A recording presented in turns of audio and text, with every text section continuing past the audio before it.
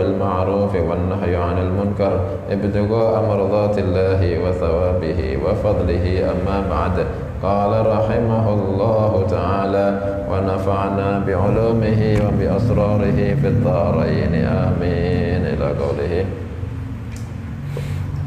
عن أبي هريرة رضي الله تعالى عنه عن رسول الله صلى الله عليه وآله وسلم قال: إذا باتت المرأة مهاجرة فراش زوجها لعنتها. Harakatnya la'anatha. Kitabnya kalian harakatnya keliru. La'anataha. Ta'e itu fathah dilingkari fathahnya, terus dikasih panah as-shawab bisukunita. La'anathal malaikatu hatta tarji'a. Rawahul Bukhari wa Muslim. Idza batat, ketika bermalam, al-mar'atu, seorang istri, muhajiratan, dalam keadaan menjauhi firasha zawjiha, ranjangnya suaminya, tempat tidur suaminya. La'anathal malaikatu, la'anatha, maka melaknati kepada imra'ah al malaikatu, para malaikat, hatta tarji'ah, sehingga si istri kembali ke firasha zawjiha. Hatta tarji'ah, sehingga si istri kembali, yakni ke firasha zawjiha, Rawahul Bukhari wa Muslim. An Abi Hurairah radhiyallahu ta'ala anhu an Rasulillah sallallahu alaihi wa alihi wasallam qala: idza batatil mar'atu, ketika seorang istri bermalam, yakni di malam hari, yang disebut Nabi sallallahu alaihi wasallam batat, bermalam, tapi hukum berlaku siang bisa, malam bisa. Kenapa yang disebut batat, bermalam? Soalnya kebanyakan istri dibutuhkan suami di tempat tidur kebanyakan waktu apa? Malam. Tapi andaikan siang hari peristiwane ya sama. Jadi Nabi menyebut idza batat, ketika bermalam, biasane ketika dibutuhkan diranjang ketika malam. Idza batatil mar'atu, ketika seorang perempuan itu yakni zaujah, bermalam, muhajiratan, dalam keadaan menjauhi. Muhajiratan itu meninggalkan, makanya hijrah itu artinya meninggalkan. Faman kanat hijratuhu ilallahi wa rasulihi fa hijratuhu ilallahi wa rasulih. Siapa orang yang hijrahnya itu yakni meninggalkan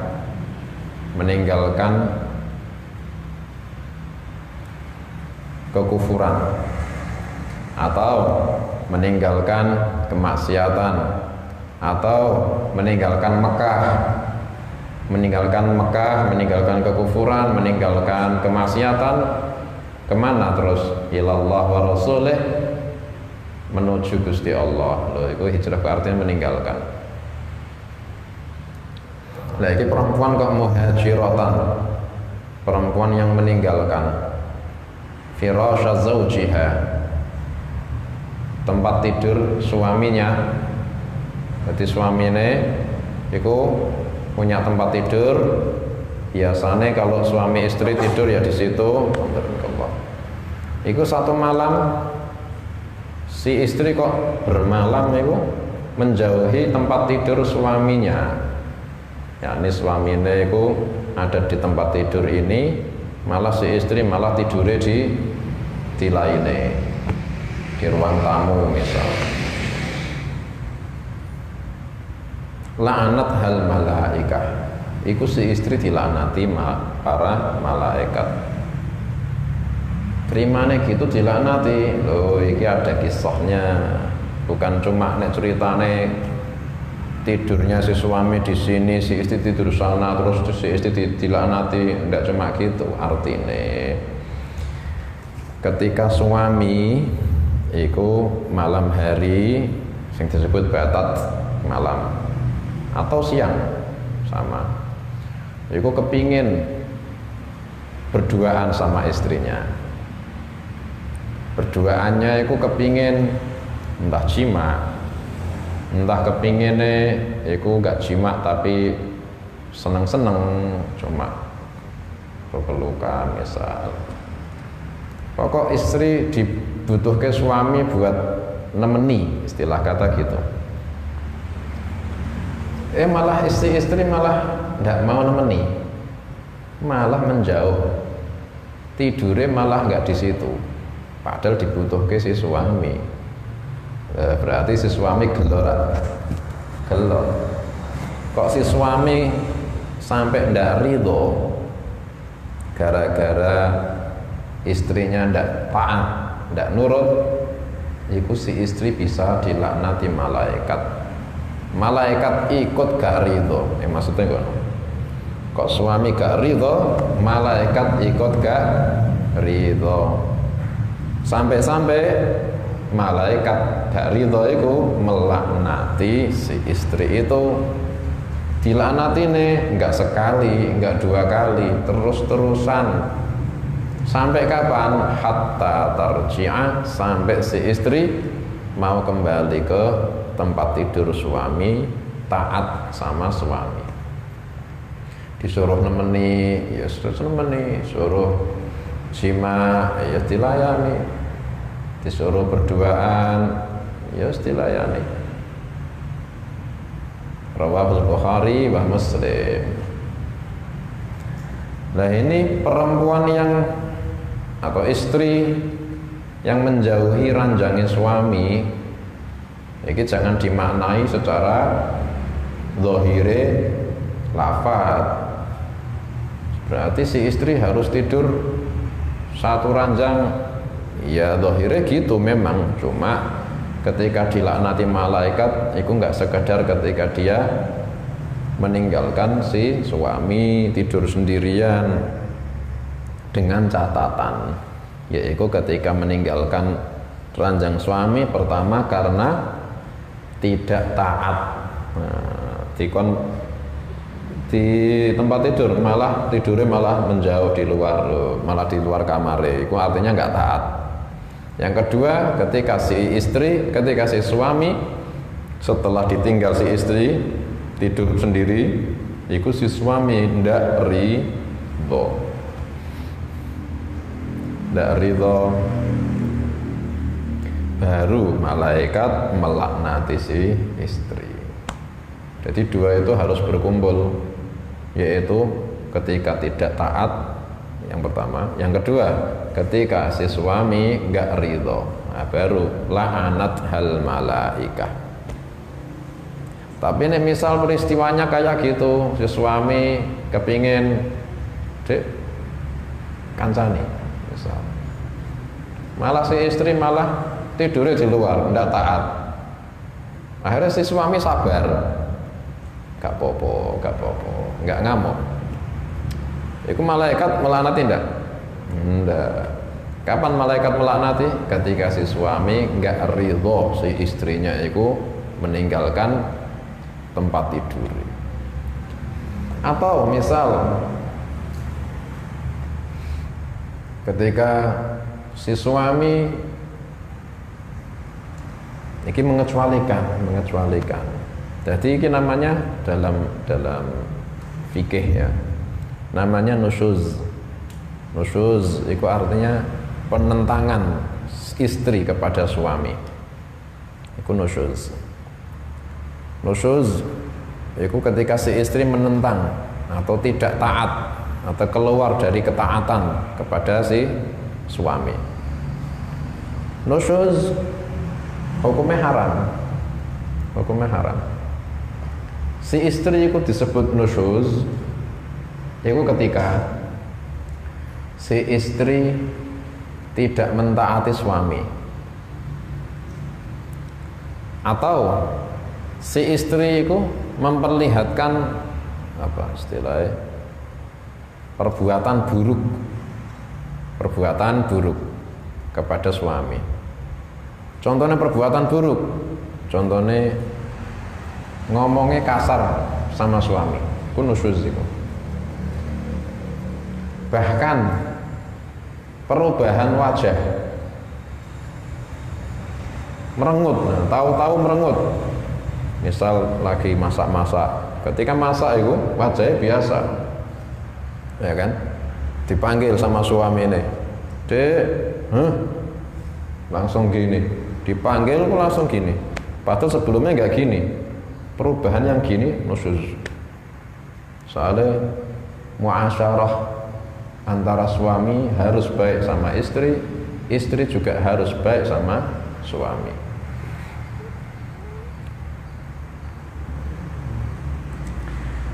Ketika termasuk nusyuz, ketika si istri menolak diajak jima sama suami, nah itu juga nusyuz.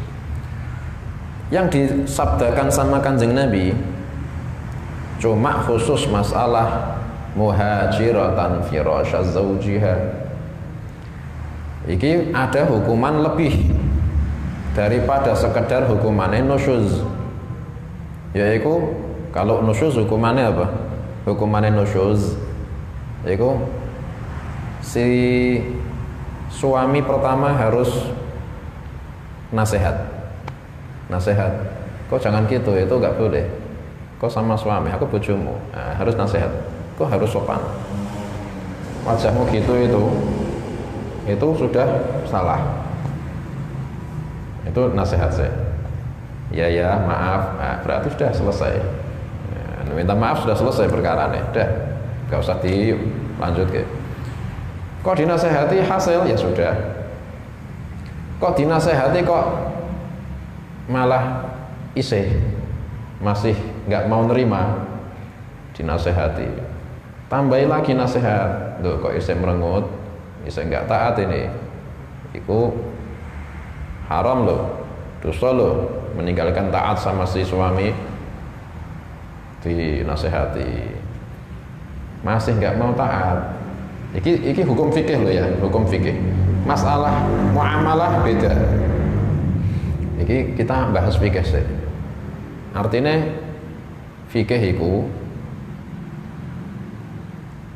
ana kalane nek iso dihindari. Iku ana kalane. Memang fikih iku ya ana kalane wajib dipakai. Contohnya fikih salat. Ya wajib dipakai dong fikih. Orang salat tanpa fikih ya apa sih? Ya kan? Ana kalane fikih iku nek iso dihindari. Contohnya fikih sing dihindari ya masalah ini nusyuz iku. Nek iso suami gampang, kayak kalung lah mesem lah kan, berarti kan gak usah bahas kitab lah. Si istri akhirnya saya pengen jima misal, merengut, nggak mau. Cara fikih apa? Nasihat nggak diterima. Pisah ranjang nggak membawa maslahat, boleh dipukul. Ikut cara fikih. Luwih HP ditinggal. Jangan pakai ikut dulu. Terus apa? Tukono gelar. Nah, langsung kene notok langsung.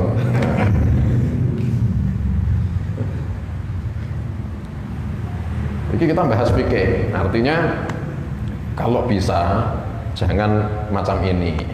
Artinya gitu. Kalau bisa dengan taktik, dengan akhlak, itu lebih bisa harmonis.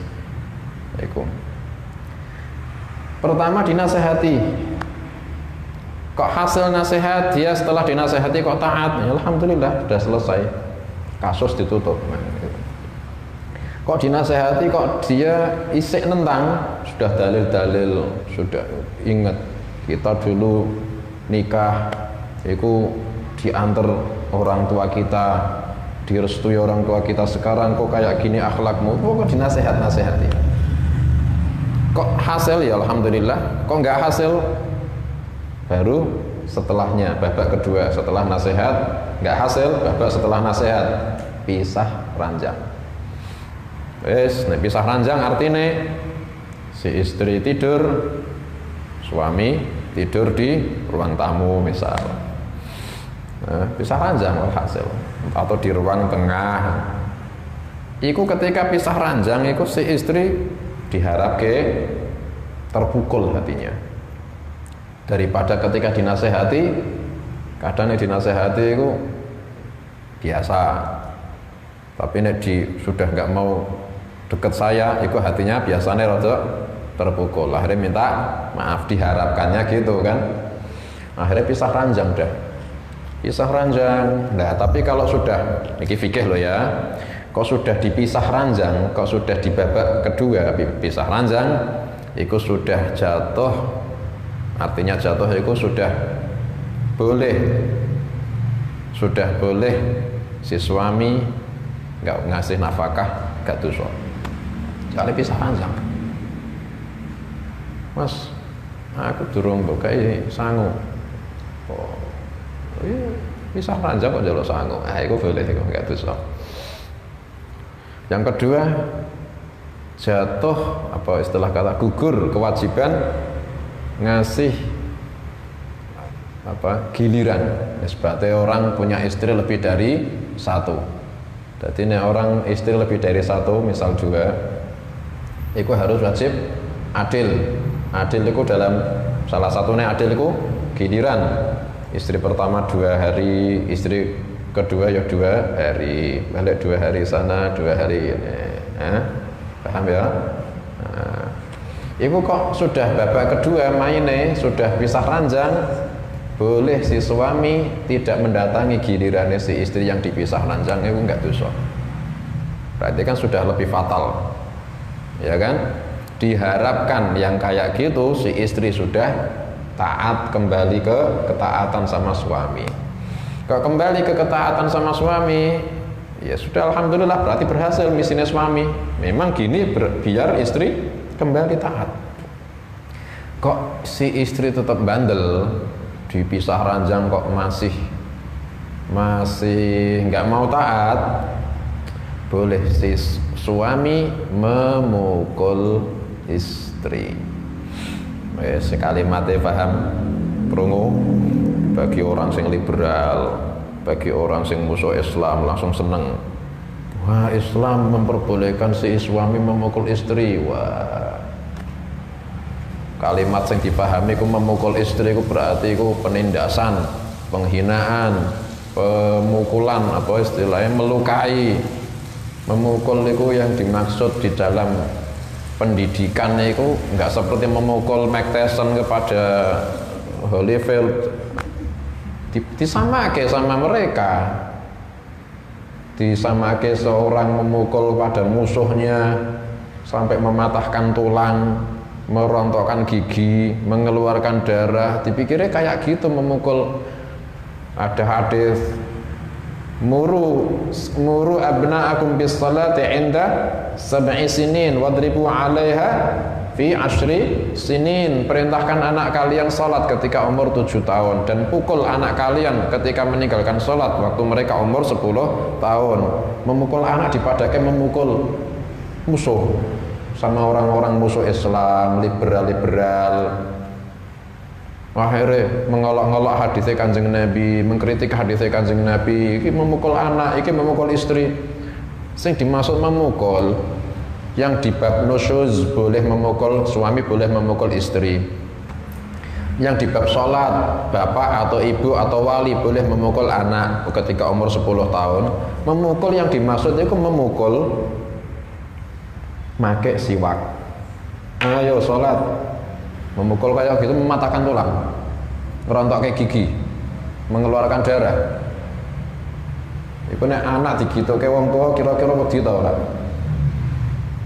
Kira-kira gak wedi. Sholat ya mukulnya pakai apa? Pakai siwak atau pakai ridak.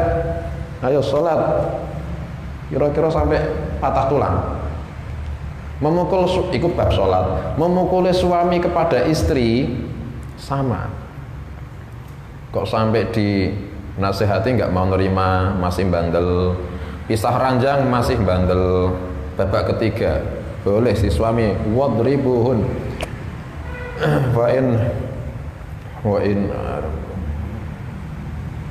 wa idza alimtum minhunna nusyuzan apa wa in alim wa idza alimtum nusyuzan an-nisa wa idza alimtum an-nisa awal-awal wa idza alimtum minhunna nusyuzan fa'idhuhunna wahjuruhunna fil madaji'i wadribuhunna awalnya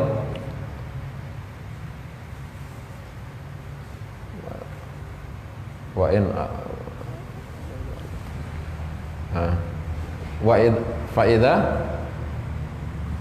alimtum nusyuzahunna apa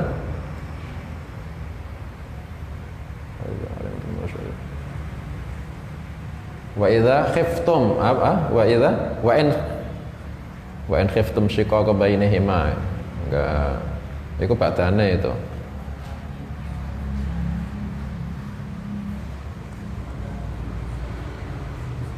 wa idza takhafuna nusyuzahunna wallati takhafuna nusyuzahunna wallati takhafuna nusyuzahunna dan istri-istri yang kalian khawatir terhadap nusyuz mereka. Artinya khawatir terhadap nusyuz mereka itu ketika suami sudah melihat tanda-tanda. Khawatir kan berarti kan belum terjadi. Khawatir terjadi. Suami sudah melihat tanda-tanda dari istri itu nusyuz, menentang. Wa idza khiftum wallati takhafuna nusyuzahunna fa'idhuhunna. Kalau suami sudah melihat tanda-tanda penentangan istri, pertama fa'idhuhunna, nasihati dulu. Itu yang pertama. Jangan langsung dilewati itu. Harus nasihat dulu. Nasihat itu bil lisan. Nasihat biar diterima itu harus yang baik. Fa'idhuhunna. Kok fa'idhuhunna dinasihati gak hasil, gak faedah, masih bandel. Babak kedua setelah wahjuruhunna fil madaji'i, tinggalkan mereka dari tempat tidur, pisah ranjang. Diharapkan iku istri terpukul, suamiku nggak mau di sampingku lagi, diharapkan kan gitu. Ternyata nggak hasil, masih sik bandel. Wadribuhun, baru yang ketiga boleh dipukul. Pemukulan KDRT, kekerasan dalam rumah tangga. Memukul yang dimaksud di situ memukul yang tidak melukai. Bagaimana artinya memukul nggak melukai? Pakai siwak, nggak taat kok sekarang sama suami. Dah, itu hatinya istri akan, suamiku memukul saya, padahal mukulnya cuma siwak, nggak melukai apapun, nggak mengeluarkan darah, atau pakai ridak. Sekarang kau sudah berani sama saya, dah tinggal ke. Mukul yang kayak gini tok itu nggak taat lagi kau sekarang. Itu si istriku bisa hancur hatinya itu. Suamiku memukul saya, padahal mukulnya cuma wadribuhun itu maksudnya gitu. Bukan sing sampai koyok memukul musuh. Itu bukan memukul yang gitu yang dimaksud. Kok sudah seperti itu, diharapkan si istri taubat, kembali ke taat sama si suami. Iku proses di dalam apa? Fikih. Nek iso dihindari, hindarono. Istri suruh, ayo dek, aku kepingin simak. Mah, misal nggak mau. Nek mau tak kasih kalung. Iku wis. Nggak usah pisah ranjang, wala pukul, wala, ya kan di luar fikih. Berarti kan akhlak namanya. atau taktik namanya. Ini juga pengecualian kalau ada sebab-sebab. Ini enggak cuma ketika seorang peristri meninggalkan ranjang suami maka dia dilaknati malaikat. Ini juga kalau semacam tadi, yaitu ketika si istri itu karena tidak taat sama suami. Tapi kalau ada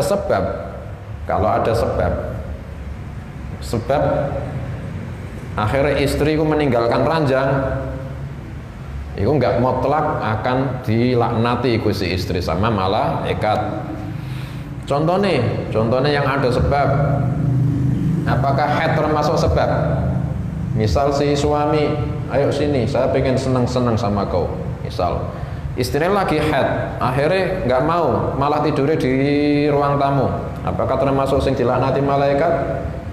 Enggak, tetap soalnya perempuan haid masih boleh di senang-senang sama suami. Syaratnya ditutupi antara pusar sama lutut. Menurut Imam Syafi'i. Menurut Imam Nawawi ditutup cuma farjine. Milih itu masih boleh. Ada hakut tamattu, hak bersenang-senang dengan tubuh istri ketika haid. Jadi haid bukan alasan buat si istri untuk tidak diranjang sama si suami. Termasuk mungkin alasan si istri meninggalkan ranjang suami yang boleh, artinya boleh bukan boleh melegalkan, bukan, sing tidak termasuk dilaknati malaikat.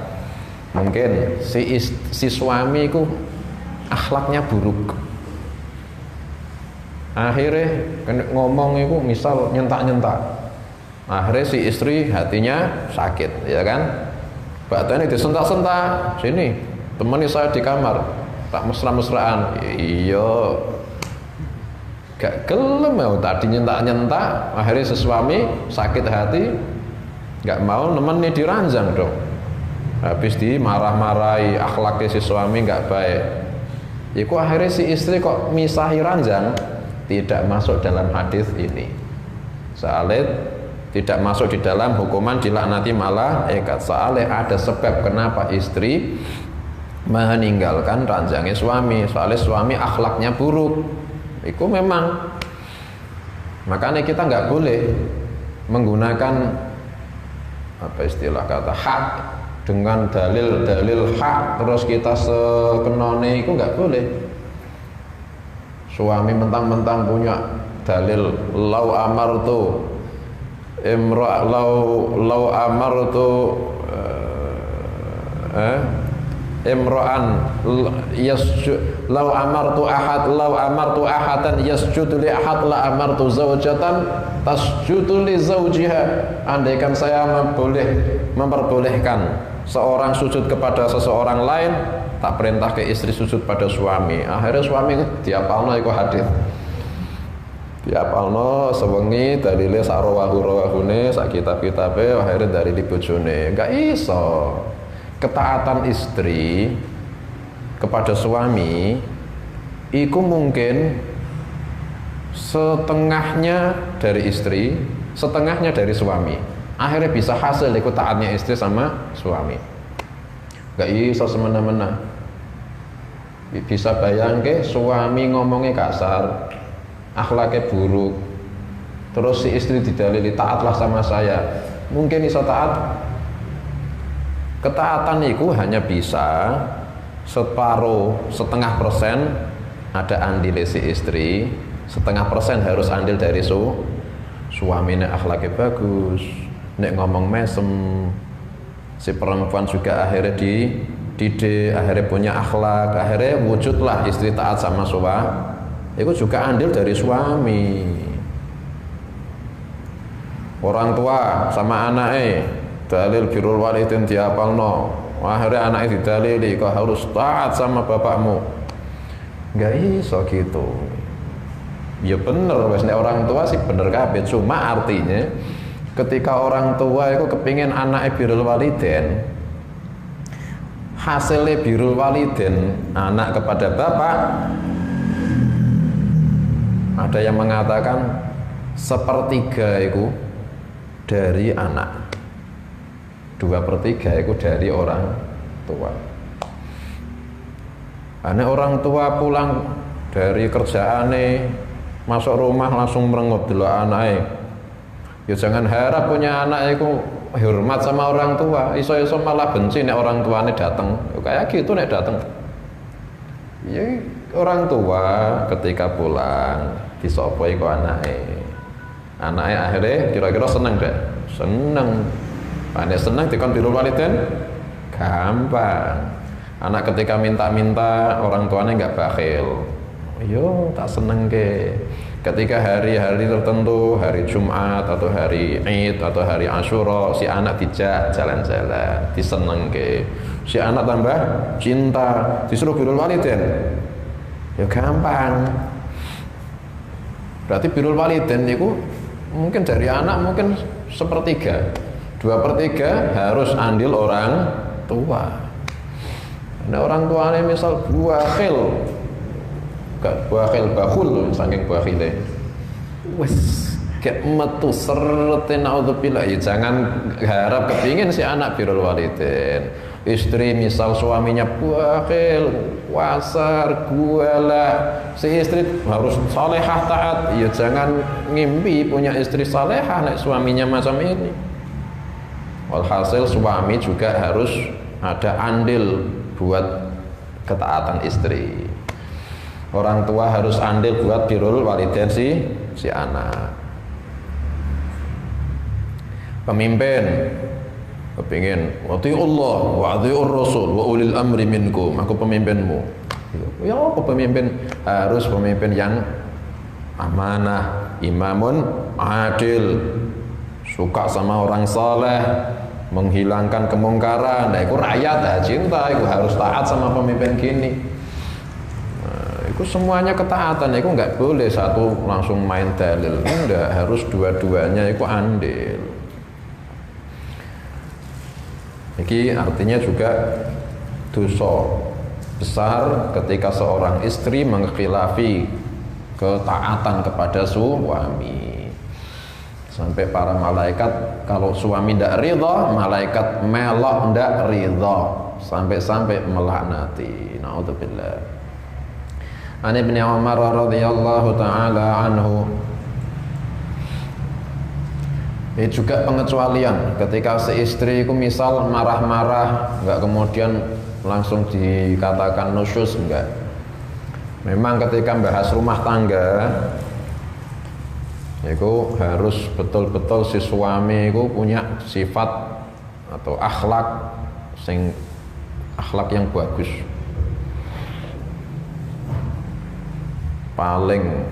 Paling apa istilah kata andil buat rumah tangga itu harus si suami punya akhlak yang bagus, yang sangat bagus.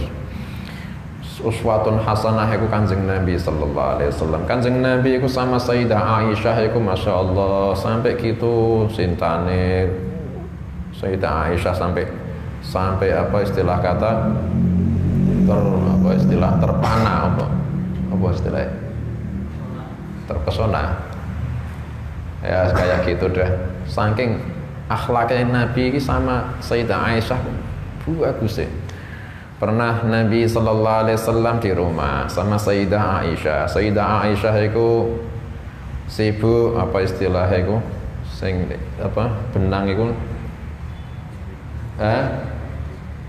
bukan neng rajut tak singin apa sih Ghazal apa? Nah, bukan Ghazal itu bukan menenun ya Ghazal apa memintal benang, memintal. Sayyidah Aisyah itu di rumah sibuk memintal benang. Nabi sallallahu alaihi wasallam juga di rumah sibuk jahit sandal. Nah, ketika Nabi tengah-tengah jahit sandal, di situ Sayyidah Aisyah sibuk mintal benang. Sayyidah Aisyah ngelirak-ngelirik sama Nabi, dilirik. Nabi padahal sibuk. Ketika sibuk saking apa istilah kata jahit sandal mungkin sampai keluar keringat dari dahinya Nabi sallallahu alaihi wasallam, keluar keringat. Nah, mili keringatnya. Sayyidah Aisyah aku lihat ada keringatnya Nabi keluar dari dahiku, keluar nur. Sampai Sayyidah Aisyah sampai apa istilahnya? Kaget, sampai terpesona ya. Nabi akhirnya kroso, lagi dilihat Sayyidah Aisyah, Nabi kroso, akhirnya Nabi noleh. Ketika noleh lihat Sayyidah Aisyah kaget. Malaki buhiti, kenapa kau kaget? Ya Rasulullah, kau itu ada keringatnya di dahi, itu ada nur ya Rasulullah. Kau lebih layak yang dikatakan sama ahli syair. Sayyidah Aisyah menyebut nama ahli syair jahiliyah. Kau lebih layak dalam syairnya Fulan bin Fulan yang mengatakan, dalam syairnya itu memuji ketampanan orang yang sangat tampan. Itu layaknya jenengan ya Rasulullah. Wajahnya berkilauan cahaya, itu yang layak disebut gitu jenengan. Nabi langsung meletakkan benangnya, meletakkan alat-alatnya, langsung ngerangkul Sayyidah Aisyah, langsung dikecup itu keduk di antara kedua matanya. Langsung Nabi sallallahu alaihi wasallam bersabda, jazakillahi khaira ma surirti minni kasururi minki. Terima kasih ya Aisyah, kau muji saya. Yang kau suka dari saya juga ada yang tak suka dari kau. Sayyidah Aisyah langsung cinta nepor sama Nabi. Iku akhlaknya suami kayak gitu sama istri. Walhasil harmonisnya itu tergantung suami dah. Mutlak suami harus muamalah sama istri, mutlak harus rahmah, kasih sayang. Udah. Masalah fikih ya kayak tadi, tapi nek bisa kan jalur akhir iku fikih, nek iso kan ya jalur rahmah. Banyak dulu pernah Nabi sallallahu alaihi wasallam juga pernah ketika Nabi di rumah Sayyidah Aisyah. Ketika itu waktu giliran, ada giliran kan kalau istri lebih dari satu kan, giliran nginep di tempatnya siapa. Itu Nabi gilirannya di tempat Sayyidah Aisyah. Akhirnya ketika Nabi di tempat Sayyidah Aisyah, ada sahabat beberapa bertamu di rumah Nabi yang ketika itu di tempatnya Sayyidah Aisyah. Nabi ngobrol sama sahabat ya, sama tamu nih di dalam rumah. Ada tamu lagi masuk, pamit, assalamualaikum ya Rasulullah, saya khatimnya fulanah ummul mukminin. Ada pembantune istrinya Nabi sakliyane Sayyidah Aisyah. Akhirnya disuruh masuk sama Nabi. Ketika pembantu itu mau minta izin masuk, saya pembantunya fulanah ummul mukminin Sayyidah Aisyah. Sainganku langsung cemburu. Ketika diizinkan Nabi masuk, ternyata si khatimnya ini, pembantu ini bawa mangkok isinya makanan masakan dari istrinya Nabi yang ngutus ini, saliyane Sayyidah Aisyah. Langsung Sayyidah Aisyah cemburu, langsung pembantu itu tangannya ditampel, bawa mangkok tangannya disamplok sampai mangkoknya itu tumpah, mangkoknya pecah, makanannya tumpah. Kira-kira nek sing jadi suami kita yang kayak gitu istri kita, kira-kira kita itu piye? Iki bayangke betul. Iki kita ambil ibrah betul. Andai kan ada tamu bawa makanan hanya karena istri kita itu cemburu, terus tamu yang ngirim makanan niku langsung didatangi istri kita, langsung ditampel niku sampai piringnya pecah. Kira-kira kita sebagai suami itu piye? Pelak lah ya. Kau itu gak ada akhlak. Ini cuma terimane diutus. Kita itu harus, kita yang marah-marah. Mungkin gitu ya. Nabi ketika Sayyidah Aisyah itu cemburu, sampai khatim ikut yang bawa mangkok tangannya disamplok sampai mangkoknya pecah, sampai makanan tumpah, makanan masakan di depan tamu-tamunya Nabi yang lain. Nabi sallallahu alaihi wasallam dengan tenang berdiri sambil ngambil mangkok yang pecah, sambil bersabda sama tamu-tamunya Nabi, sahabat-sahabat Nabi, gharat ummukum, ibu kalian lagi cemburu. Ibu kalian, soalnya an-nabiyyu aula bil mu'minina min anfusihim wa azwajuhu ummahatuhum. Istrinya Nabi itu ibunya kaum mukminin, ibu kita. Makanya Nabi bersabda sama para sahabat, gharat ummukum, ibu kalian lagi cemburu. Cuma gitu. Sayyidah Aisyah akhirnya langsung masuk, ya namanya cemburu kan gitu. Itu Nabi mengambil mangkok, terus akhirnya makanan diambil, dikumpulke. Terus Nabi sallallahu alaihi wasallam merintah sama, entah beliau sendiri yang mencari, entah merintah, ambil ke mangkok di rumah Sayyidah Aisyah itu yang masih utuh. Akhirnya setelah diambil ke, antarkan ini ke fulanah yang mengutusmu dan bilang terima kasih. Mangkok diganti mangkok, mecah ke mangkok, Sayyidah Aisyah yang mecah ke, harus pengganti mangkok yang baru. Tanpa marah. Bahkan Sayyidah Aisyah itu disebut di situ dengan ummukum.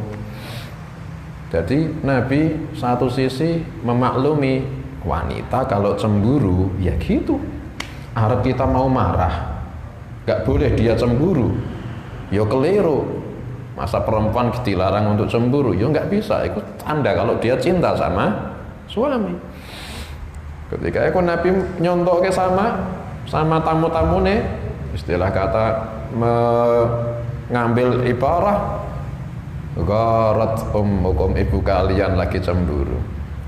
Bijaksana, itu loh suami kayak gitu, akhlak total, rahmah sama istri. Apakah kayak gitu disebut nusyuz? Enggak. Cemburunya istri yang sampai marah enggak disebut nusyuz, enggak masuk hadis ini. Soalnya cemburu, para ulama sampai mendukung memang wanita cemburu memang caranya ya gitu, marah-marah, enggak termasuk nusyuz. An Ibnu Umar radhiyallahu taala anhu an Rasulillah sallallahu alaihi wa alihi wa sallam qala idza jaa ahadukumul jumu'ata falyaghtasil, rawahul Bukhari wa Muslim.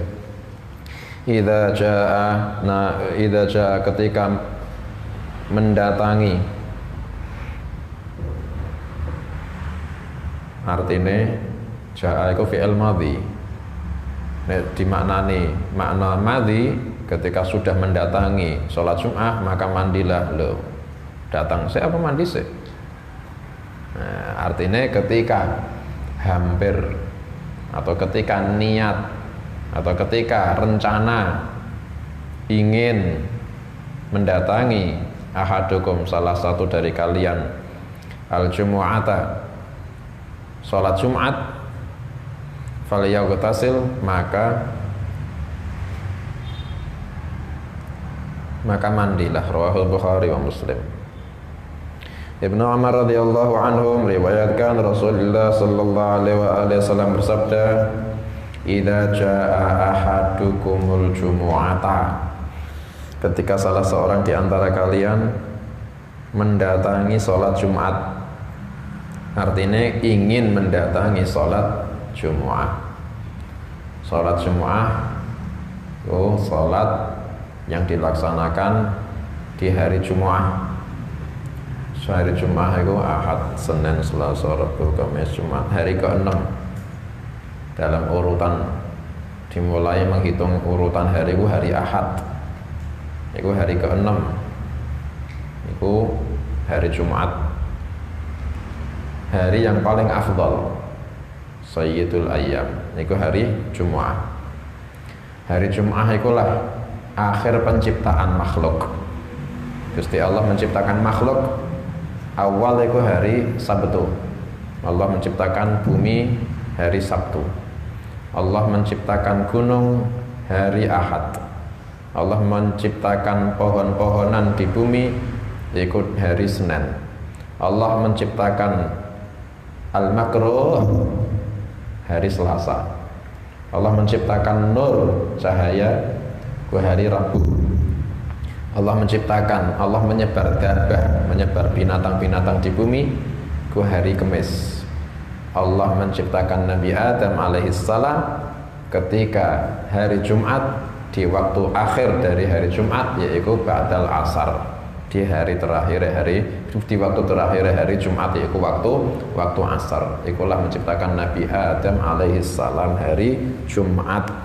Dan ketika hari Jumat, Nabi Adam juga diturunkan dari surga ke bumi.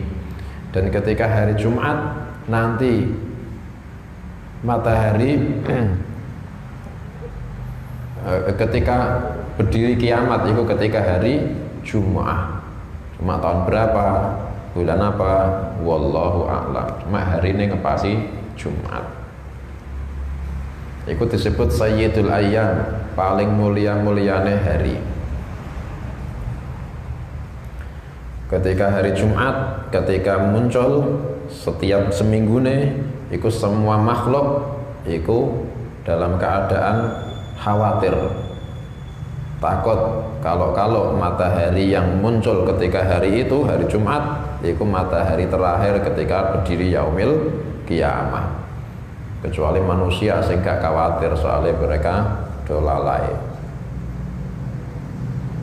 Makhluk saliyane manusia sama jin itu dahsyat setiap ketemu hari Jumat. Dan ketika hari Jumat itu hari dilaporke amalan-amalan kita kepada para nabi-nabi dan rasul-rasul semuanya. Dan juga hari dilaporke amalan kita kepada leluhur-leluhur, arwah-arwah leluhur kita. Kilo fulan bin fulan, kilo putumu fulan bin fulan.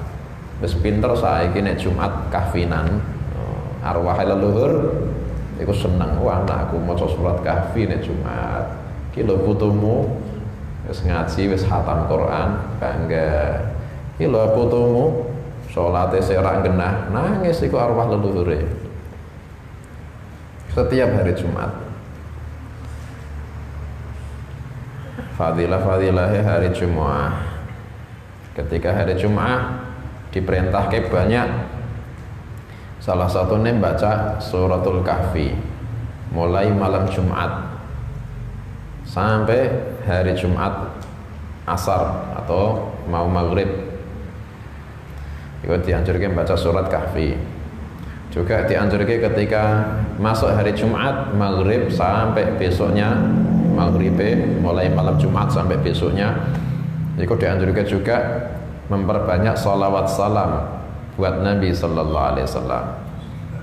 Ada fadilah yang lebih banyak ketimbang salawat salam selain hari Jumat. Kemudian ketika hari Jumat juga dianjurkan memakai pakaian yang putih-putih. Makanya ketika Kamis cuci kopiahmu putih, cucian baju, sarung, rida yang putih-putih ketika hari Kamis cuci buat besok ketika sholat Jumat dipakai.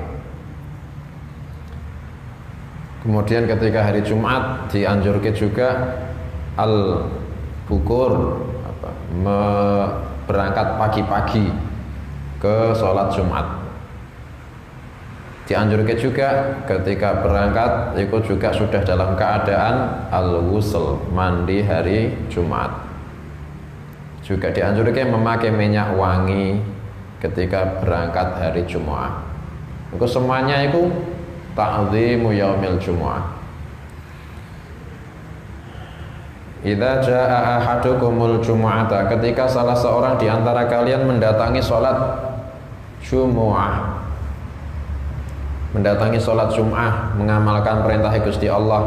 Ya ayyuhalladzina amanu idza nudiya lis-salati min yaumil jumu'ati fas'au ila dzikrillahi wa dzarul bai'. Ya ayyuhalladzina amanu idza nudiya, ketika diadzani idza nudiya, idza nudiya lis-salati, untuk salat, lis-salati mi yaumil jumu'ati, ketika hari Jumat, yakni ketika azan salat Jumat. Kok kita dengar diadzani salat Jumat, fas'au ila dzikrillah, maka bersegeralah kepada menuju dzikrillah, yakni salat Jumat.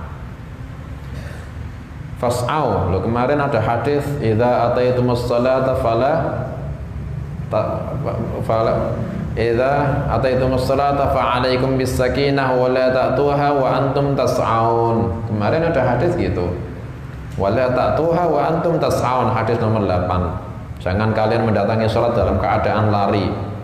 Nah, sekarang di salat Jumat, di surah Jumat, fas'au ila dzikrillah, artinya fas'au itu fa'mal atau faqdi atau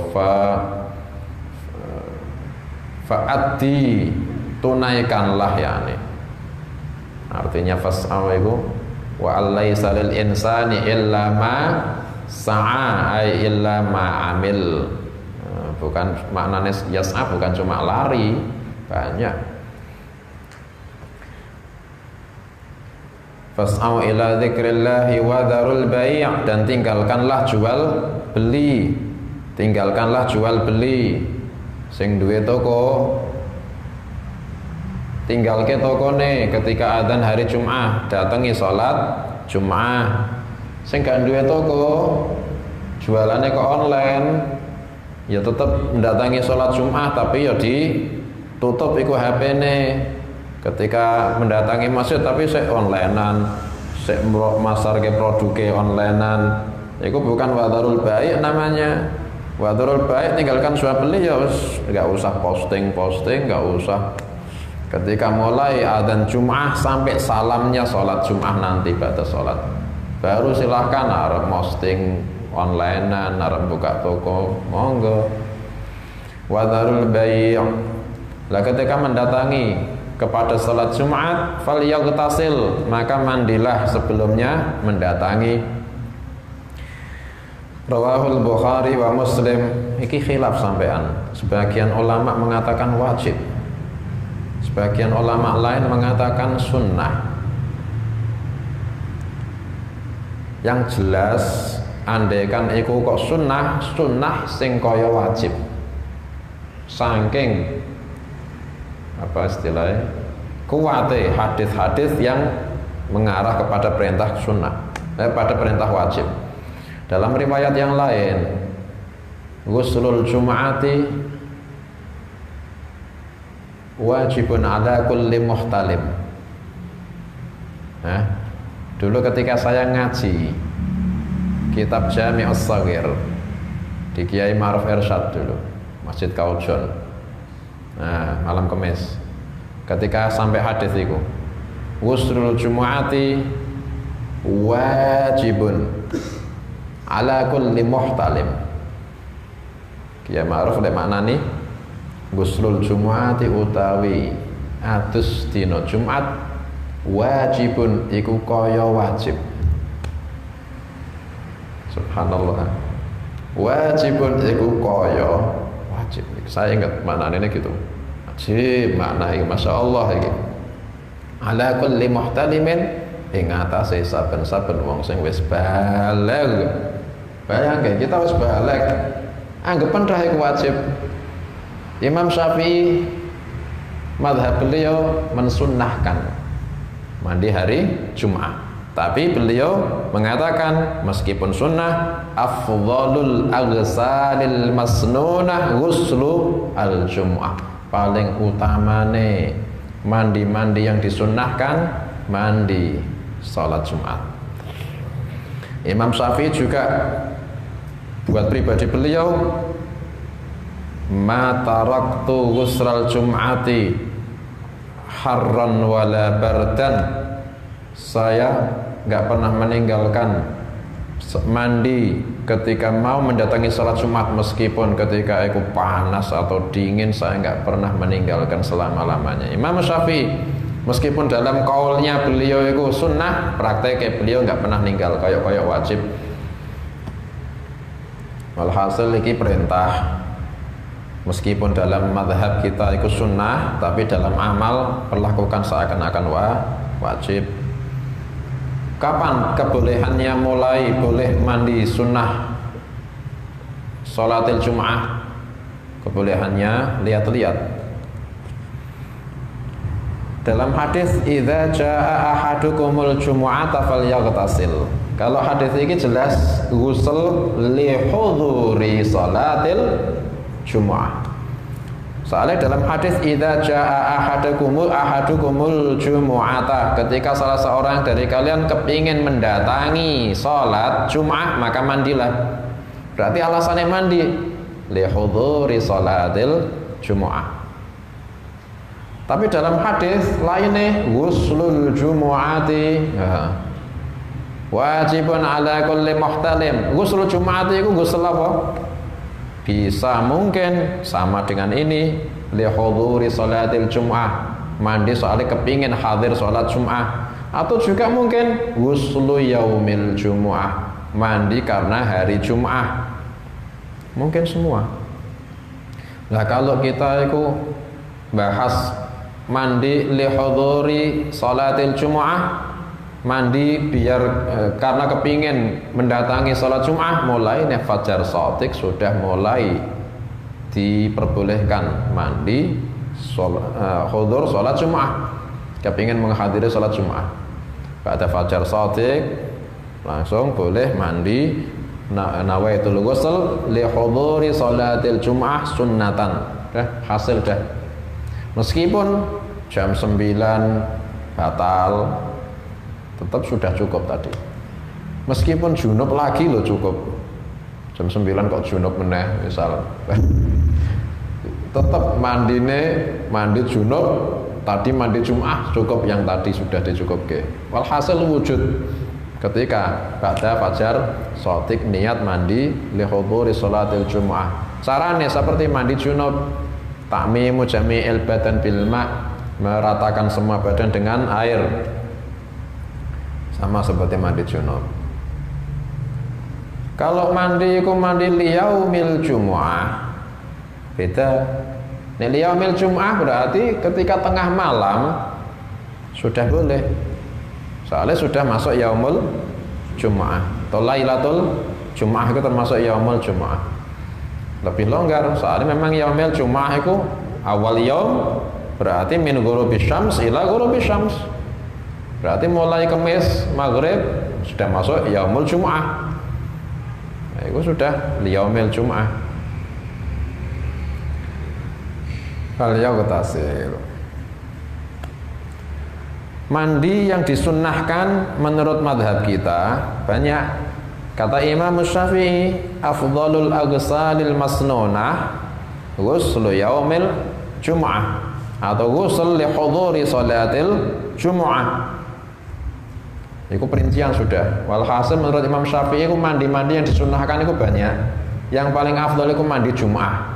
Mandi Jum'ah itu artinya ada yang mengatakan mandi hari Jum'ah, ada yang mengatakan mandi mau hadir sholat Jum'ah. Ada lagi mandi yang disunnahkan itu mandi yaumil Aid, yaitu mandi ketika hari raya Aid. Itu disunnahkan mandi. Ada lagi mandi yang disunnahkan itu mandi li islamil kafir, mandine orang kafir yang baru masuk Islam. Orang kafir baru masuk Islam sunnah mandi. Ada juga mandi yang disunnahkan li ifaqatil majnun, orang majnun, orang gila yang baru sadar, baru sembuh, sunnah mandi. Ada lagi mandi yang disunnahkan dalam Islam, mandi ba'dal hijamah, mandi setelahnya bekam, disunnahke mandi. Ada lagi mandi yang disunnahke ketika li hudhuri majalisi al-dzikri awil ilmi, ketika mau menghadiri majelis zikir atau majelis ilmu, sunnah mandi. kalian mau hadir maulid, mau ta'lim, mandi niyatono mandi sunnah. Mandi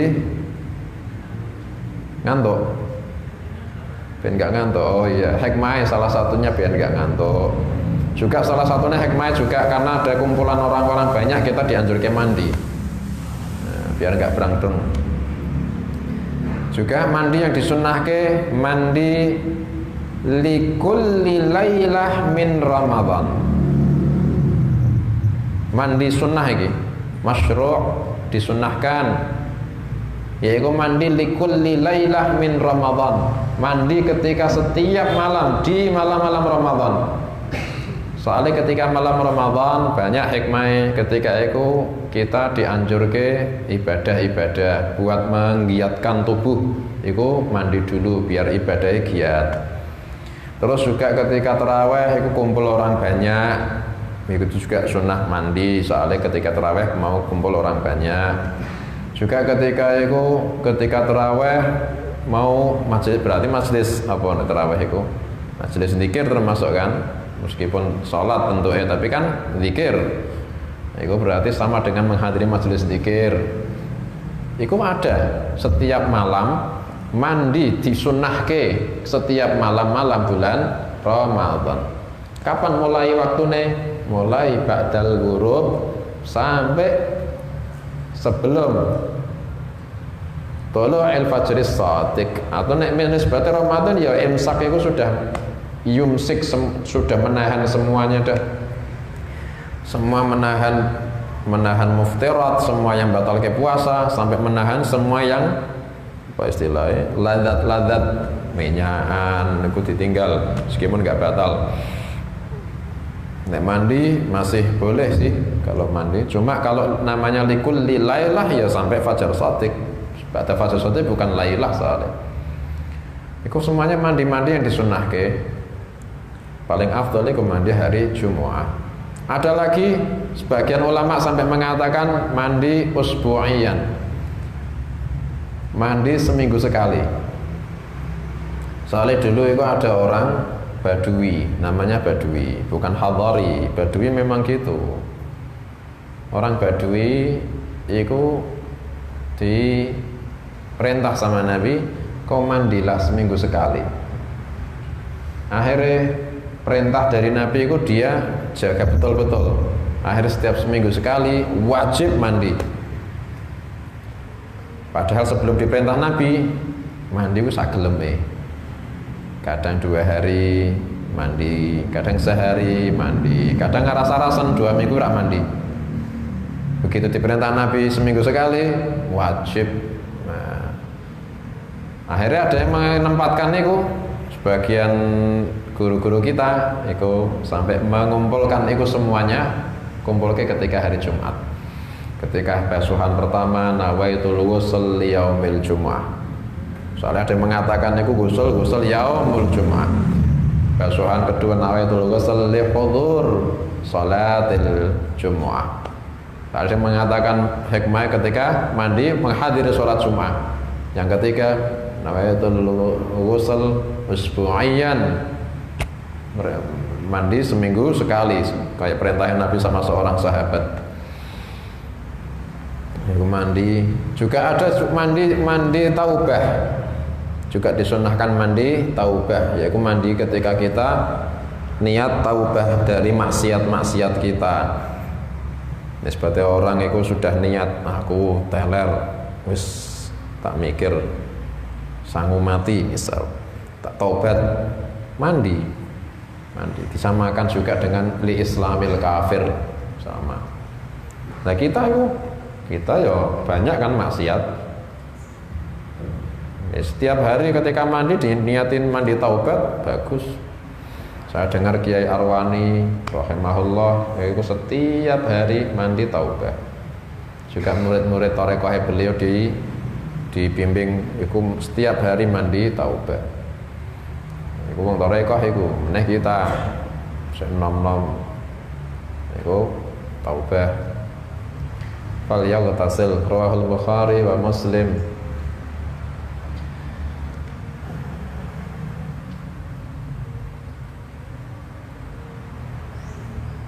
An Abi Hurairah radhiyallahu ta'ala anhu an Rasulillah sallallahu alaihi wa alihi wasallam qala idza dakhala shahru ramadhana futtihat abwabul jannati wa ghulqat abwabu jahannama wa sulsilatis syayatin rawahul Bukhari wa Muslim.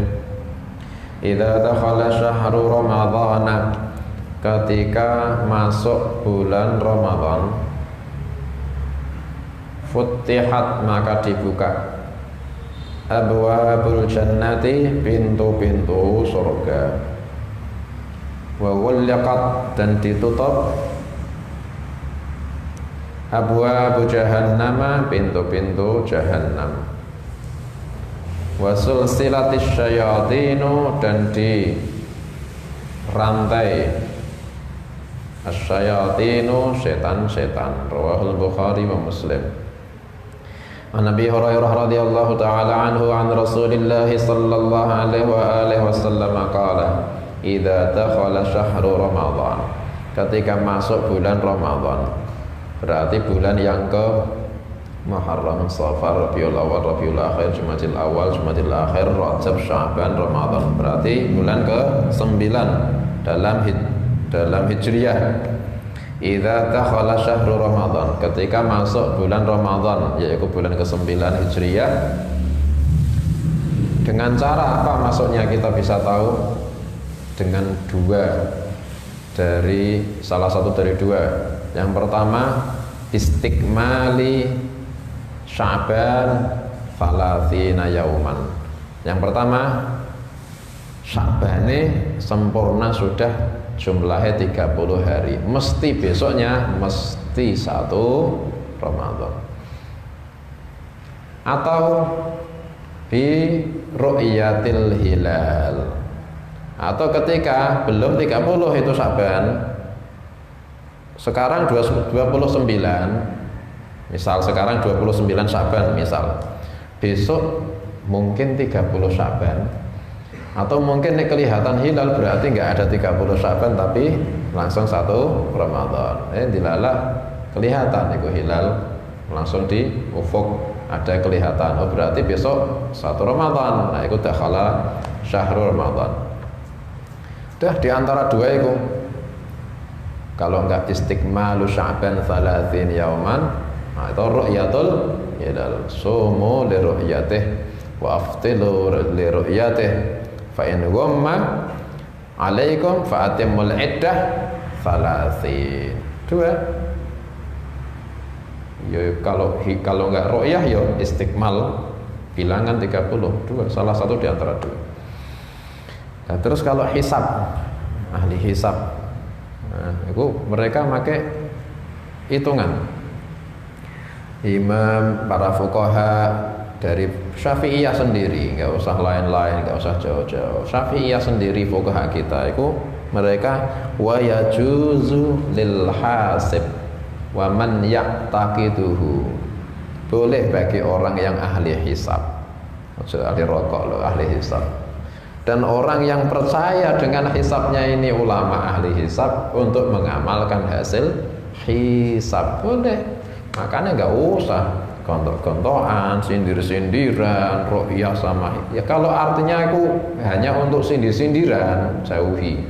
Tapi kalau memang adu argumen, misal hujjah, cari yang mana yang lebih kita pegang, monggo. Tapi ini sekedar cuma status, Facebook, sindir-sindiran, semuanya boleh gitu loh. Semuanya boleh. Cuma yang ini nas, yang ini ijtihad, hasil semuanya boleh. Idza dakhala syahrul Ramadhan, ketika masuk bulan Ramadan, bulan yang paling afdal itu bulan Ramadan. Bulan yang dipilih sama Gusti Allah buat diturunke Al-Qur'an di situ. Syahrul Ramadhan alladzi unzila fihi al-Qur'an. Syahrul Ramadan, bulan yang diturunkan ketika itu Al-Qur'an. Bulan Ramadan ketika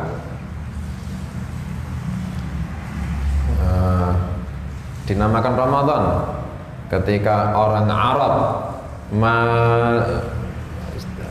apa istilahnya, membuat nama-nama bulan-bulan, mereka menetapkan nama ketika zaman itu, ketika zamannya Ramadan ketika itu mereka ngepasi cuaca yang panas. Bahasa Arab Ramdha, cuaca sangat panas. Akhirnya ketika zaman itu bulannya disebut Ramadan. Soalnya ngepasi penamaan ketika itu cuaca sangat panas. Dan memang sampai sekarang di Arab kalau Ramadan itu pas musim panas. Sampai-sampai Nabi SAW menganjurkan buka puasa itu pakai rutab. Kalau nggak ada rutab, tamer. Bedanya apa? Kan artinya sama-sama kurma. Beda. Rutab itu kurma muda, tamer kurma mateng. Kurma sing kita biasanya itu tamer, itu sampai setahun disimpan nggak masalah. Tapi nek rutab mungkin sebulan terus bosok, kurma muda. Nah, Nabi menganjurkan kalau buka puasa itu paling afdal buka pakai rutab. Iku bisa dilakoni puasa Ramadan, soalnya wujud rutab mulai Sya'ban, mulai wujud rutab. Jadi ada musiman, mulai kembang kormo, itu bulan musim panas, mulai bulan-bulan mungkin Jumadil Akhir, mungkin akhirnya Rajab, mulai kembangnya keluar, Sya'ban mulai muncul rutab, akhirnya Ramadan banyak rutab. Jadi anjurke buka make rutab. Ada yang menyatakan Ramadan itu dari lafaz ar-ramdhu, yakni membakar. Soalnya Ramadan itu membakar dosa-dosanya orang mukmin. Makanya disebut Ramadan. Walhasil dua-duanya member semua. Nabi bersabda, "Idza dakhala syahrul ramadhana," ketika masuk bulan Ramadan, futtihat abwabul jannah, iku dibuka pintu-pintu surga. Siapa yang buka? Gusti Allah. Iki dalil bahwa waktu-waktu yang berlalu di dunia hubungannya sama waktu yang ada di akhirat, berhubungan. Ini jam berapa, ini hari apa, bulan apa, itu berhubungan sama waktu yang ada di kehidupan akhirat. Yang masuk bulan Ramadan ya bumi, kok suasana di bumi. Nah, sampai surga itu di akhirat itu hubungannya sama waktu di Ramadan ketika di bumi. Ketika masuk bulan Ramadan, surga yang di akhirat itu pintu-pintu dibuka sama Gusti Allah. Jadi Gusti Allah itu juga sangat menghubungkan waktu-waktu itu dari bumi ke alam akhirat. Futihat abwabul jannah, dibuka pintu-pintu surga. Pintu surga itu jumlahnya 8. Dalam hadis Nabi sallallahu alaihi wasallam ketika dalam bab wudu, idza tawadda'al abdul mu'min fa asbaghal wudu'a faqala asyhadu an la ilaha illallah wahdahu la syarika lahu wa asyhadu anna muhammadan abduhu wa rasuluh. Wa zada Tirmidzi, Allahumma ij'alni minat tawwabin wa ij'alni minal mutatahhirin. Futihat lahu abwabul jannati tsamaniyah yadkhulu min ayyiha syaa. Ketika seorang hamba yang mukmin itu wudu kan setiap hari ya kita wudu. Tapi wudu'e fa asbaghal wudu'a. Tapi wudunya itu sempurna, gak sing enggak. Wudunya itu sempurna, adab-adabe wudu. Ya bidayatul hidayah ikulah. Carane sempurnane wudu, bidayatul hidayah. Fa asbaghal wudu, faqala, setelah selesai wudu dia doa, asyhadu an la ilaha illallah wahdahu la syarikalah wa asyhadu anna muhammadan abduhu wa rasuluh. Syahadat 2, cuma ditambah wahdahu la syarikalah. Dalam riwayat Tirmidzi ditambahi Allahumma ja'alni minat tawwabin wa ja'alni minal mutatahhirin titik. iku futihat abwabul jannatis tsamaniyatu, dibukakan buat dia 8 pintu surga. 8-8 nih. Yadkhulu min ayyiha syaa, dia boleh masuk dari pintu yang mana saja dia terserah. Jumlahnya pintu surga ada 8 pintu surga itu. Lebare pintu surga, andaikan kita pintu rumah, pintu masjid, pintu gudang, mungkin paling besar-besar pintu. Nah kita itu masuk bareng-bareng jejer-jejer 5 orang, mungkin paling gede-gede ini pintu ya, jejer-jejer masuk bareng-bareng. Itu lebarnya pintu surga, yang satu apa istilahnya pintu apa? Kusen. Kusen yang satu sama kusen yang satunya itu jarak antara Mekah sampai Busra di Syam, atau ada riwayat lain jarak antara Mekah sampai Himyar di Yaman. Berapa ribu kilo itu, wallahu a'lam. Itu lebar, jadi besarnya itu Allah, dari jauh sudah kelihatan pintunya kayak apa, lebarnya kayak apa.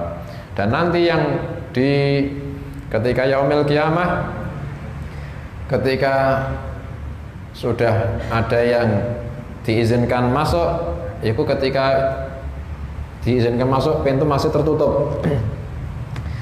Akhirnya Nabi Sallallahu Alaihi Wasallam yang awal kali buka, menggerak-gerakkan pintu surga, akhirnya dibuka. Pintu sing besarnya kayak gitu tadi, ujung satu sampai ujung satunya itu Mekah sampai Busra itu digerak-gerakkan sama Nabi. Ketika ditanya sama penjaga pintu surga, man, siapa itu? Jawab, Muhammad Sallallahu Alaihi Wasallam. Akhirnya penjaga pintu surga mengatakan, bika umirtu alla aftaha qablak, dengan kau saya diperintah untuk enggak membukakan pintu surga ini sebelum kau. Akhirnya dibukakan. Akhirnya Kanjeng Nabi Sallallahu Alaihi Wasallam awwalu man yadkhulul jannah. Setelah Kanjeng Nabi masuk, para nabi-nabi semuanya masuk. Setelah semua nabi masuk, semua umatnya Kanjeng Nabi Sallallahu Alaihi Wasallam masuk semua, sampai enggak ada satupun sing ngeri. Setelah umatnya Kanjeng Nabi semuanya masuk, baru umat-umat lainnya boleh masuk. Kita itu umat terakhir, tapi paling awal masuk surga. Allahumma ja'alna minhum. Ketika nanti masuk surga, ingat-ingat pakai kaki kanan dulu. Pakai kaki kanan. Dan jangan terburu-buru kita langsung seneng-senengnya sebelum kaki kiri kita juga masuk surga. Jadi baru kaki kanan masuk, kaki kiri belum masuk. Jangan lepaskan ketakutan dari hati kita, jangan. Wah alhamdulillah, ngose, sabar. Senengnya ngose. Iki kaki kanan sudah masuk, iya sing kiri iki belum. Nek kiri kok bisa masuk semua, baru seneng-seneng ngosing, sak seneng-senenge. Baru monggo. Soalnya Sayyidina Abu Bakar As-Siddiq radhiyallahu anhu saking takutnya sama Gusti Allah, beliau sampai mengatakan, "Lau kana yumna yadakhilal jannah", andai kan kaki kananku sudah masuk dalam surga, wa yusra ya kharijaha, tapi kaki kiriku masih di luar, ma amintu makrallah, saya belum bisa aman dari kekuasaannya Gusti Allah. Mungkin kaki kiriku diizinkan Gusti Allah untuk masuk, akhirnya alhamdulillah. Mungkin juga kaki kananku disuruh balik, keluar lagi juga mungkin, naudzubillah. Makanya Sayyidina Abu Bakar sampai takutnya kayak gitu. Kemudian ketika nanti masuk surga, yaitu pertama kali hidangan. Allah. Ben kangen ngono ya, ben kangen. Ya Allah, saya kepingin ya Allah masuk surga. Dang-dang ya Allah. Donya wis warak semua kayak gini lah donya. Ya. Urung kawin. Wis kawin iki ngono kuwi. Gak sabar ya Allah surga wis donya yo ngene iki dah. Hidangan pertama ketika sudah masuk surga ya Allah, itu dikasih hidangan hati ikan. Jadi dari daging, tapi organ hati dari ikan. Itu hidangan pertama ahlul jannah. Nikmat-nikmatnya surga ya kita seperti bisa baca ning gene surah Ar-Rahman ada, Al-Waqiah itu ada, surah Al-Insan itu ada, banyak surah Hal Ataka Hadithul Ghasyiyah, wujuhi yawma idzin na'imah bisa'iha radiyah fi jannatin 'aliyah la tasma'u fiha laghiyah. Semuanya sudah diwujudkan. Sekarang sudah ada. Sekarang surga sekarang sudah wujud, neraka sekarang sudah wujud. Mu'iddat lil muttaqin, disediakan buat orang muttaqin. Pintu-pintunya sekarang detik ini dibuka. Nah, detik ini dibuka. Soalnya Ramadan. Artinya dibuka, ya nggak cuma dibuka dan ada faedah dari dibuka pintu surga. Bukan cuma dibuka terus wes, enggak, dibuka. Artinya dibuka itu rahmat Gusti Allah diturunke sangat banyak ketika pintu surga dibuka. Diturunkan kepada orang mukmin di dunia yang ketika di situ ada bulan Ramadan masuk. Syaratnya mereka poso terawih. Nah, itu syaratnya. Futihat abwabul jannah wa ghulqat abwabu jahannam, dan ditutup pintu-pintu jahanam. Pintu jahanam jumlahnya 7. Laha sab'atu abwabil likulli babin minhum juz'um maqsum. Jahanam pintunya ada 7. Semuanya yang masuk ke jahanam sudah ada nama-nama orang yang calon masuk ke pintu-pintu jahanam dari setiap bagian-bagian. Na'udzubillah min dzalik. Jahanam itu nama semua neraka, itu pak jahanam. Makanya nar ya neraka, jahanam ya neraka. Ada yang mengatakan kalau jahanam itu nama tabaqah dari tabaqah neraka, level atau tingkatan-tingkatannya neraka. Ada yang mengatakan salah satu tingkatan namanya jahanam. Ada yang mengatakan semua ya jahanam. Ada yang mengatakan gitu. Na'udzubillah min dzalik. Wasulsilatis syayatin, dan setan-setan dibelenggu. Dalam hadis yang lainnya wa ghulqat abwabu jahannam falam yuftah minha bab wa suddatis syayatin wa suffidatis syayatin wa suffidatis syayatin, dan diikat itu setan wa suffidat maradatul jin, dan diikat itu jin-jin yang melewati batas. Kalau iki wasul silatis syayatin, setan-setan diikat, lebih umum yang asyayatin. Soalnya kalau maradatul jin, yang diikat ikut jin yang melewati batas. Yang melewati batas dari golongan khusus jin. Sedangkan syayatin itu kullu atin minal jinni wal ins. Semua yang melewati batas baik jin maupun manusia. Jadi manusia juga masuk diikat. Ya apa diikat? Dia mau maksiat, tertutup pintu-pintu nih.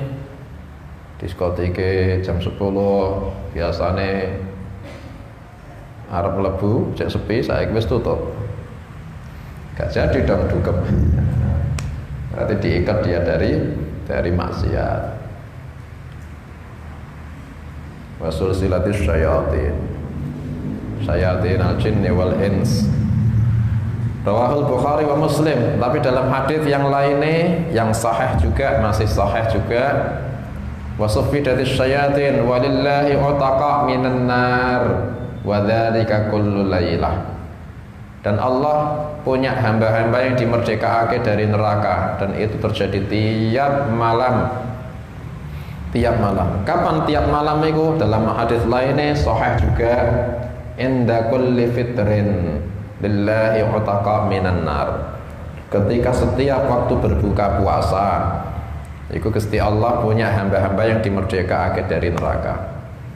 Padahal sebelumnya sudah berhak disiksa neraka sebab kemaksiatannya.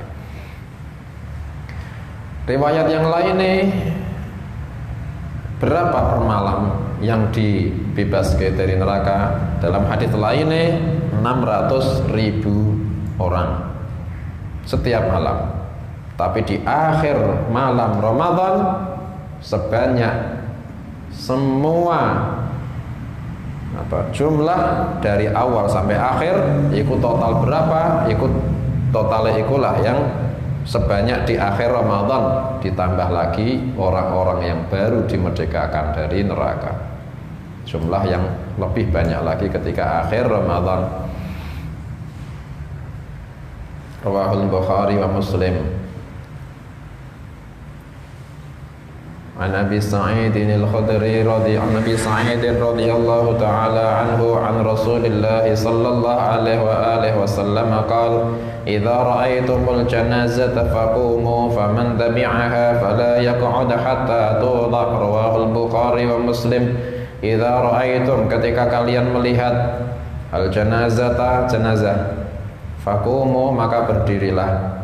Faman tabi'aha, maka siapa yang mengikuti jenazah, fala yaq'ud, maka jangan duduk, hatta tudha'a, sampai sehingga diletakkan dari pundak-pundaknya orang-orang. Rawahul Bukhari Muslim. Idza ra'aitumul janazah, ketika kalian melihat jenazah, berarti nisbatnya kita melihat itu ada orang mengangkat kerondo terus diantar, kita kok lihat.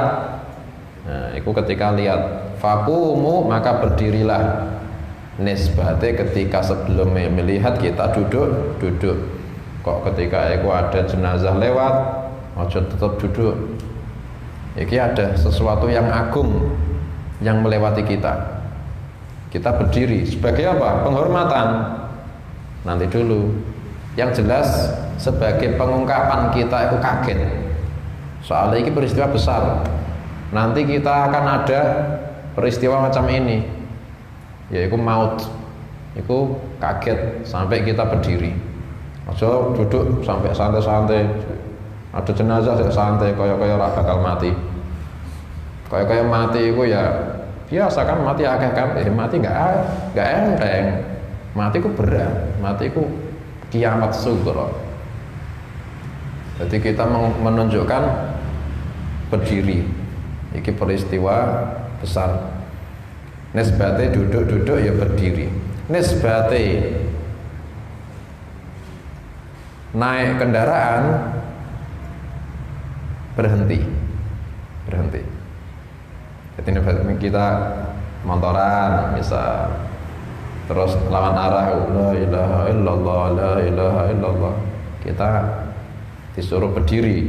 Nah, ini lagi naik motor, mandeknya kita ketika naik motor itu ganti nih berdiri ketika sebelumnya duduk. Mandek tok itu sudah cukup. Aja terus dilewati, ya nggak ada perasaan apa-apa namanya. Kita berdiri. Meskipun jenazah dari kafir zimmi sekalipun. Dulu Nabi dalam hadis itu ada jenazah Yahudi Nabi berdiri. Sahabat-sahabat juga berdiri akhirnya. Iku Yahudi ya Rasulullah. Alaisat nafsan, bukankah ini nyawa? Ini peristiwa besar, bukan orangnya, peristiwa maut. Faman tabi'aha, siapa yang mengikuti jenazah, akhirnya dia mensolatkan, terus dia mengikuti sampai ke makam, fala yaq'ud hatta tuḍa, maka jangan duduk sampai diletakkan itu jenazah dari punggung pundak orang-orang yang ngangkat, diletake baru boleh kita duduk. Tapi jangan duduk di atas kuburan. Biasanya takziah sambil nunggu proses pemakaman, duduknya di atas kuburan haram. Di atas makam, di atas nisan itu haram. Ibnu Umar bin Hafidh rahimahullah pernah dimintai fatwa, ada kuburannya misal orang-orang itu bangun kuburan sampai besar, nisbate mayat itu di dalam, misal ini sampai ini tok iki, kepala iki kaki, tapi kuburannya sampai segini semuanya, saking sugihe. Iku kita dilarang duduk di kuburan, iku yang bagian tubuhe apa semuanya? Ya semua. Kuburan itu yang kita pandang dari luar itu kuburan, ya yang itu, yang dimaksud yang itu meskipun besar. Ketika bangunan mayitnya satu tok kuburannya satu. Misal saking sugih, ya ikulah kuburan semua. Yang kita diharamkan di atasnya, duduk, nginjek tanpa hajat. Meskipun besar.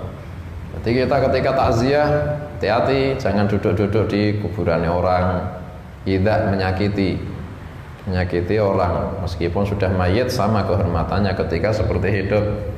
Juga jangan ketika kita lewat itu menginjak kuburan. Hati-hati, makanya diperhatikan iki nisannya kepala, iki nisannya kaki. Berarti jangan lewat di tengah-tengah, nginjek berarti kita cari yang di atasnya apa di bawahnya. Kok adab, siapa tahu dulu ini seorang soleh malah diinjek-injek ulama, siapa ngerti? Andai kan kafir sekalipun tetap jangan. Kuburan kafir pun jangan. Nek kafir jauh-jauh dari keburukan bangkainya. Tapi nek muslim dilarang menyakiti jenazah orang muslim, memuliakan jenazah. Ya Allah, fa'alna bima 'allamtana wa 'allimna ma yanfa'una. Allahumma ati anfusana taqwaha wa zakkiha anta khairu man zakkaha anta waliha maulaha. Sallallahu alaihi sayyidina Muhammadin wa alihi wa sahbihi wa sallam. Alhamdulillahi rabbil alamin wa ila hadratin nabi sallallahu alaihi wa alihi wasallam. Al-Fatihah. Bismillahirrahmanirrahim. Alhamdulillahi rabbil alamin arrahmanir rahim maliki yaumiddin iyyaka na'budu wa iyyaka nasta'in ihdinas siratal mustaqim siratal ladzina an'amta 'alaihim ghairil maghdubi 'alaihim waladdallin amin. Asyhadu an la ilaha illallah astaghfirullah nas'alukal jannata wa na'udzu bika minan nar. Asyhadu an la ilaha illallah astaghfirullah nas'alukal jannata wa na'udzu bika minan nar. Asyhadu an la ilaha illallah astaghfirullah nas'alukal jannata wa na'udzu bika minan nar. Allahumma innaka 'afuwwun tuhibbul 'afwa fa'fu